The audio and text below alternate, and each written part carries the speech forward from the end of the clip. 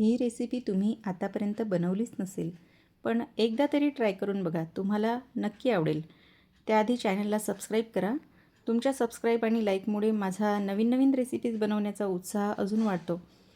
इथे मी 1 वाटी मटार थोड्या तेलावर मीठ टाकून परतून घेतलं. परत गरम तेलात जिरं, सोप, क्रश धने, हिरवी मिरची, बारीक कापलेला कांदा, लाल तिखट, हळद टाकून व्यवस्थित मिक्स केलं. वरून चाट मसाला आणि कोथिंबीर ॲड केली आणि मटार थोडे सॉफ्ट झाले की अर्धे मटार मी क्रश करून घेतले. इथे 1 वाटी मैदा घेऊन त्यात 2 चमचे तेलाचं मोहन, चवीनुसार मीठ घालून घट्ट गोळा मळून घेतला. त्यातल्या थोड्या गोळ्याचे मी इथे लेस बनवून घेतलेले आहे आणि छोटे छोटे गोळे करून त्याचे पारी करून त्यात मटारचं स्टफिंग केलं आणि त्याला पोटलीप्रमाणे आकार दिला. ह्या पोटल्या बनवून लेसनी त्याला बांधून घेतलं आणि गरम तेलात गोल्डन ब्राऊन होईपर्यंत मंद आचेवर तळून घेतलं.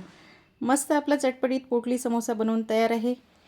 याची टेस्ट एवढी भारी आहे की यासोबत कशाचीच गरज वाटत नाही. तरी पण तुम्ही तुमच्या आवडीनुसार कुठल्याही सॉसबरोबर किंवा ग्रीन चटणीसोबत तुम्ही एन्जॉय करू शकता.